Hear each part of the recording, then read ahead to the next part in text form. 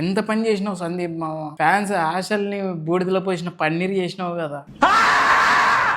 కథ ఏంటంటే ఈ రోజు ఆఫ్టర్నూన్ ఒక 4కి అలా సందీప్ మామ ఒక ట్వీట్ పెట్టిండు, ఇంకో 90 minutes లో మీకు అర్ధరిపోయి అప్డేట్ వస్తుంది అని. అందరూ ఏమనుకున్నారంటే మన డాన్లీ విలన్ గా అప్డేట్ ఇస్తారేమో అనుకొని అందరు ఊగిపోయారు దెబ్బకి. ఒక్కొక్కడు మైండ్ బ్లాక్ అయిపోయి ట్విట్టర్ మొత్తం గోల గోల గోల గోల చేసేస్తారు. చూస్తే ఆ 90 minutes అయిపోయిన తర్వాత ఏదో పోస్టర్ రిలీజ్ చేశాడు. ఆడ పోస్టర్ రిలీజ్ చేసినాడు అనే సంతోషం కంటే డాన్లీ మామ విలన్ కాదు అని తెలిసి చాలా బాధపడుతున్నారు మనోళ్ళు అయితే.